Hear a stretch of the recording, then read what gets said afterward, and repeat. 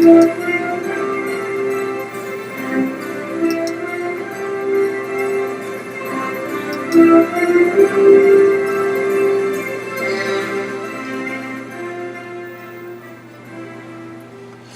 amigos, en este vídeo vamos a seguir presentando el curso del PER, ya yendo en detalle, asignatura por asignatura, de las que se han mencionado en el vídeo de introducción.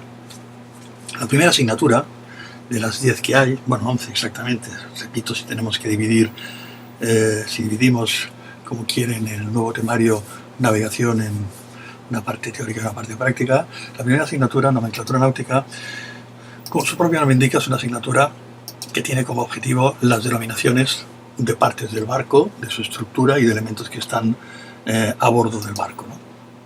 Tanto como pueden ser los elementos del equipo de fondeo, las partes del timón, las hélices, sus tipos, también las dimensiones de la embarcación y luego, en definitiva, un conjunto de palabras y vocablos que tenéis que aprenderos, que constituyen la terminología náutica básica, que las vamos a necesitar porque os las van a preguntar, porque se utilizan en la vida real náutica y porque además se utilizarán o las necesitaremos para definir otras asignaturas que vendrán a continuación. De esta asignatura, nomenclatura náutica, de las 45 totales que tenéis en el examen, 4 serán de esa asignatura y ya sabéis que no es ninguna de las 3 que tiene limitado el número de fallos. La segunda asignatura, elementos de amarre y fondeo, es una asignatura que tiene como objetivo o como objetivos, por un lado, los elementos que sirven para amarrar un barco. Los barcos no aparcan, los barcos atracan en el puerto y lo hacen mediante amarras. Esas amarras tienen nombre, realizan funciones concretas y hay que aprendérselo. Los cabos, ya sabéis que en los barcos no hay cuerdas, se llaman cabos. Los nudos más importantes, tenéis que saberos 4 y los tenéis que aprender también en las prácticas, pero bueno, os pondremos más en los apuntes para que tengáis una visión un poquito más amplia, ¿no? Hablaremos también de la maniobra de fondeo, que es eso de echar el ancla en esa calita maravillosa, cómo funciona y cómo acabamos el fondeo levando el ancla, ¿no? De esta asignatura de elementos de amarre y fondeo solo tenéis 2 asignaturas sobre el total de 45. La tercera asignatura es seguridad, que es una asignatura importante, per se no es difícil, pero es una asignatura importante porque la seguridad en navegación es fundamental. ¿Qué objetivos tiene esta asignatura? Bueno, por un lado, hablar de la estabilidad de un barco, hablar también de las comprobaciones que hay que hacer antes de salir a navegar, antes de hacerse a la mar. ¿Qué pasará si una vez estando en el mar nos encontramos, nos pilla el mal tiempo? ¿Qué medidas tenemos que tomar a bordo, ¿no? ¿Qué pasa en caso de tormentas eléctricas, ¿no? Y si nos encuentra navegando, y si hay baja visibilidad, y si estamos cerca de la costa y hay aguas de poco fondo, aguas de poca profundidad, aguas someras. En cualquier caso, todos son factores relevantes que hay que vigilar con mucho cuidado para navegar en condiciones seguras. El barco tiene una dotación obligatoriamente de material de seguridad, nos referiremos a ella, y por otra parte, uno de los accidentes, uno de los elementos clave más importantes, y al que le tiene pavor cualquier patrón, es que se le caiga alguien de la tripulación al agua. Hablaremos del hombre al agua, de las maniobras de recogida, forma de evitarlo, maniobras de recogida, etc. Y luego, en el caso de que tengamos una avería en el barco que nos impida seguir navegando, hablaremos del remolque y de la función de salvamento marítimo. Del total de 45 preguntas, 4 van a corresponder a esta asignatura de seguridad en la mar. La siguiente asignatura, legislación, se refiere o tiene como objetivo todos los aspectos relacionados con los aspectos legales que tienen que ver con la navegación y las normas que hay que cumplir cuando estamos navegando. Existen unas normas de tráfico marítimo y también de navegación dentro del puerto. Hay una serie de limitaciones, no podemos navegar por donde queramos, tenemos que mantener las distancias de las costas, de las playas con bañistas, de las zonas balizadas. Tenemos que tener precaución con los buzos y bañistas, que a su vez tienen que estar señalizados, y tenemos un apartado relacionado a la prevención de la contaminación y el tratamiento de residuos, las normas sobre vertidos, qué se puede y no se puede hacer desde un barco para proteger el medio ambiente. Hablaremos del pabellón nacional. El pabellón nacional es la bandera que lleva obligatoriamente un barco por el hecho de haberse matriculado en un país, en este caso en España, ¿no? Respecto a salvamento, la obligación, una norma legal la obligación de prestar auxilio si algún barco lo demanda en el mar. Es decir, es un delito la denegación de auxilio. Finalmente, un aspecto relacionado con la ecología marina, la protección de espacios naturales del medio marino. De esta asignatura de legislación os van a hacer 2 preguntas solamente sobre el total que ya conocéis de 45. Con balizamiento entramos en una de las asignaturas que tiene limitado de forma específica el número de fallos totales. Ya os lo adelanto, os lo recuerdo, os lo he dicho antes, os lo adelanto ahora y lo veremos al final, que os van a hacer 5 preguntas y solo podéis fallar 2. Mucho cuidado con balizamiento. ¿Qué es balizamiento? Bueno, balizamiento sería el equivalente a lo que en tierra, si habláramos de carne de conducir, pues sería el reconocimiento de las señales de tráfico. ¿Hay señales de tráfico en el mar? Sí que las hay. Distintos tipos de balizas, están o flotando o clavadas en el fondo, y que se dividen en varias partes. El organismo internacional que se ocupa de la señalización marítima y de la normativa, IALA, habla de las marcas laterales, de las marcas cardinales, de las marcas de peligro aislado, de las marcas de aguas navegables y finalmente de las marcas especiales. Nos tenemos que aprender esos 5 grupos de marcas, su identificación, su función, y además nos van a hacer preguntas sobre ellas. También una mención especial para un peligro cuando todavía no aparece reflejado en las cartas náuticas, porque es más reciente que la fecha de edición de la carta. ¿Cómo se señaliza para que sepamos que ese peligro no podemos encontrar en ninguna publicación náutica su existencia, porque es suficientemente nuevo para que no haya habido tiempo de incluirlo? Os van a hacer, como decíamos, 5 preguntas sobre un total de 45 y no podéis fallar más de 2. Importante este tema. Y sigue siendo importante en el tema estrella del Reglamento Internacional para la Prevención de Abordajes en la Mar. El Reglamento Internacional de Abordajes en la Mar, como su propio nombre indica, es un reglamento, es internacional y tiene como función prevenir los abordajes, es decir, la colisión violenta entre 2 barcos. Es un conjunto de normas, no podéis esperar en el estudio un proceso deductivo lógico, sino que es un reglamento, por definición es una convención, y os van a dar una serie de pautas que tenéis que aprenderos, no os queda más remedio, igual que lo habéis tenido que hacer para obtener el carnet de conducir. Está dividido en varios apartados, es un articulado con 39 artículos y una parte de generalidades que va del artículo 1 al 3, luego hay unas reglas de rumbo y gobierno, es decir, cuando hay un cruce o nos encontramos 2 barcos con riesgo de abordaje, quién tiene que ceder el paso, quién puede continuar a rumbo. Eso está comprendido entre las reglas 4 y 19, ¿no? Los barcos llevan una identificación, de día unas marcas físicas, unas figuras geométricas, y de noche unas luces específicas que determinan qué tipo de barcos son. Es decir, si yo le tengo que ceder, yo soy un barco normal, barco de propulsión mecánica, y le tengo que ceder el paso, por ejemplo, a un barco que está pescando, porque tiene prioridad, ¿cómo sé yo que el barco está pescando? Pues simplemente porque él me lo va a decir, de día mediante unas marcas y de noche mediante unas luces identificativas. Y eso nos referiremos a barcos de pesca, nos referiremos a barcos que tengan restringida la capacidad de maniobra a causa de su calado, cuando están barcos grandes, cuando están cerca de tierra, a los barcos de vela, cuando están navegando exclusivamente impulsados por el viento. En definitiva, todas esas reglas estarán comprendidas entre la 20 y la 31, con la excepción de la 22.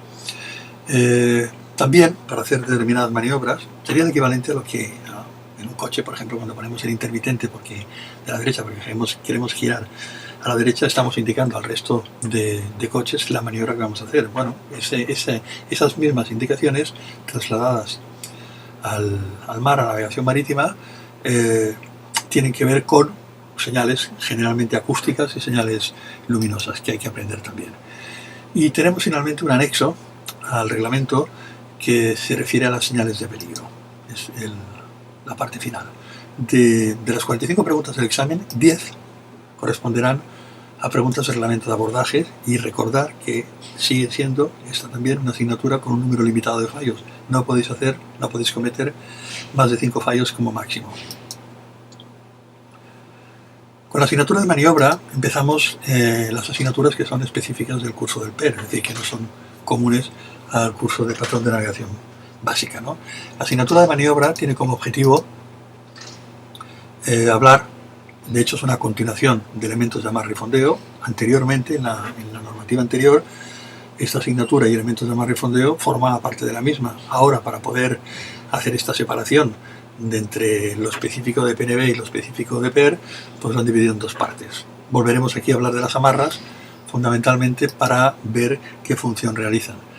Hablaremos de la forma de gobernar un barco. Los barcos no se conducen, los barcos se gobiernan, ¿no? La terminología que se usa para lo que en un vehículo terrestre hablaremos de conducir un coche, conducir una moto. Aquí es de gobernar un barco, y un barco se gobierna mediante caña o rueda. Tenemos oportunidad de comprobar que los efectos o la respuesta al timón, como sería la respuesta al volante o al manillar en el caso de un vehículo terrestre, es distinto en el mar, que dada su especial naturaleza, que en tierra, y que se producen unos efectos evolutivos combinados de la hélice y el timón que tenemos que aprender, ¿no? Dijimos antes que los barcos no aparcan, los barcos atracan. Hablaremos más de cómo se atraca un barco y cómo se desatraca, ¿no? Y qué agentes influyen en la maniobra. Viento, la corriente, es decir, elementos que pueden modificarse en función del día en que vaya a hacer ese atraque o ese desatraque. Ayer atraqué de una manera y yo tengo que introducir una variación porque tengo un viento de tal dirección que me obliga a hacerlo de una manera distinta, ¿no? De esta asignatura nos van a poner dos preguntas sobre un total de 45. La siguiente asignatura es la asignatura de emergencias en la mar. También es el caso de esta asignatura de emergencias. Antes formaba parte de la asignatura de seguridad y ahora se ha desglosado para tener una parte común de PNB y PER, que es lo que hemos visto anteriormente, la asignatura de seguridad, y luego emergencias en la mar, que ha quedado específicamente dedicada a los alumnos que cursáis el PER. En esta asignatura hablaremos de los accidentes personales, accidentes que se pueden producir a bordo, qué tenemos que hacer, qué medios, qué forma tenemos de pedir ayuda, qué pasa con la varada. Un barco está varado cuando no flota libremente en el mar porque todo parte de él toca fondo, ¿no? Y un barco puede varar voluntariamente si lo sacamos en el puerto con una grúa para repararlo, lo ponemos en seco, precisamente se llama varadero la zona del puerto, lo que sería el taller del puerto, varadero, porque los barcos ahí están en seco. Pero también, eso sería una varada voluntaria, pero también hay una varada involuntaria, que es a lo que nos referimos aquí dentro de emergencias, que sería cuando no teníamos la menor intención de poner el barco en seco, pero simplemente nos hemos metido por donde no podíamos y hemos embarrancado, hemos encallado. A eso nos referimos cuando hablamos de la varada involuntaria. Seguiremos con el abordaje, es decir, qué ocurre si tenemos un abordaje con otro barco, qué medidas hay que tomar, qué es lo que no hay que hacer, qué es lo que hay que hacer, ¿no? Podríamos tener un accidente que produjera una vía de agua, una inundación en el barco, también qué debemos y qué podemos hacer, qué medidas a tomar, ¿no?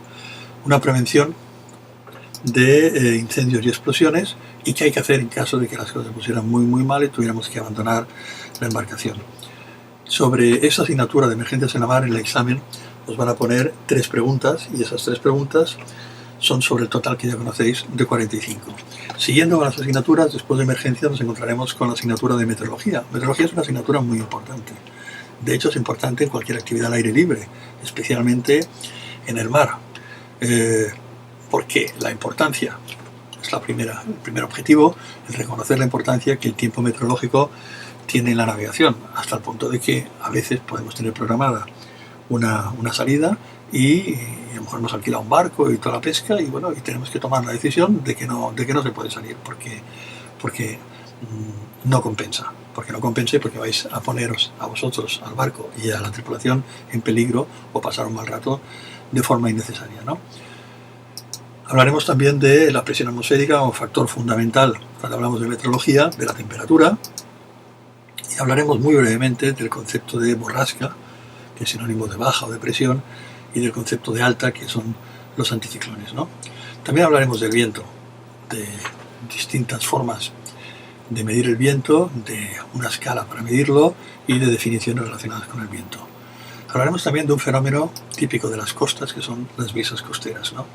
Y también del estado de la mar y de la escala que mide la altura de las olas, ¿no? De esta asignatura de meteorología os van a poner 4 preguntas en el examen sobre el total de 45. Finalmente, entramos ya en el tema de navegación. El tema de navegación es el elemento troncal del curso, porque prácticamente la asignatura de navegación entre teoría y práctica puede ser la mitad o incluso un poco más del total del curso.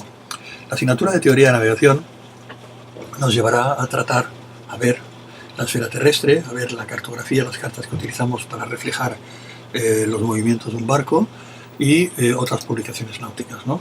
Hablaremos de cuáles son las unidades de distancia y la unidad de velocidad en el mar. Hablaremos de un fenómeno importante. En el barco llevamos un compás o hoja náutica, que sería el equivalente a una brújula en tierra, y para eso tenemos que hablar del concepto del magnetismo terrestre, de la declinación magnética, del desvío, de la corrección total. Todo ese tema es muy importante en navegación, ¿no? Hablaremos también de los rumbos y de las líneas de posición, que son las que nos van a permitir situarnos en el mar, que es el objetivo de la asignatura, ¿no? Hablaremos de la marcación, que es una marcación, de las ayudas a la navegación, y hablaremos muy brevemente de un tema que hasta ahora estaba en el ámbito de los estudios de patrón de yate, que es el tema de mareas, ¿no? No es que hayan traspasado el tema completo desde patrón de yate al curso de PER, sino que han hecho en la nueva normativa una pequeña introducción al concepto de las mareas. Y trataremos del efecto que tienen el viento y la corriente cuando estamos navegando, en qué manera afectan al barco y a la navegación. De esta asignatura de teoría de navegación nos van a poner 5 preguntas sobre un total de 45. A continuación de teoría de navegación nos encontraremos con la carta de navegación, que es la parte práctica de la asignatura de navegación. Veremos cómo se refleja en la carta, cómo se mide las coordenadas terrestres para poder situar un barco en el mar, cómo se miden distancias y se trazan rumbos en una carta náutica, todos los aspectos del magnetismo terrestre que culminarán en la llamada corrección total, que son datos que tendremos que tener en cuenta a la hora de pasar de la información que nos da el compás náutico al dato que podemos pintar en la carta o viceversa, ¿no? Hablaremos de los rumbos, del rumbo verdadero y del rumbo de aguja. El rumbo verdadero es el que vamos a dibujar en la carta y el rumbo de aguja es el que nos da el compás o aguja náutica, y tendremos que convertirlo precisamente a través de la corrección total. Veremos qué es una situación de estima y qué es una situación verdadera, y aprenderemos a diferenciarlas y practicaremos con ellas. Y también practicaremos naturalmente con los ejercicios de mareas, cuya teoría hemos visto en la asignatura anterior, ¿no? De carta de navegación os recuerdo que os van a poner 4 preguntas, que serán 4 ejercicios prácticos a resolver en la propia carta, la carta de navegación. Y de estos 4 ejercicios no podéis fallar más que 2. Es la tercera asignatura que tiene limitado el número de fallos, junto con balizamiento y reglamento. 2 fallos como máximo del total de 45. En un próximo vídeo hablaremos de cómo plantear el estudio de todo esto y cómo enfocarlo de cara al examen y de cara a un aprendizaje provechoso.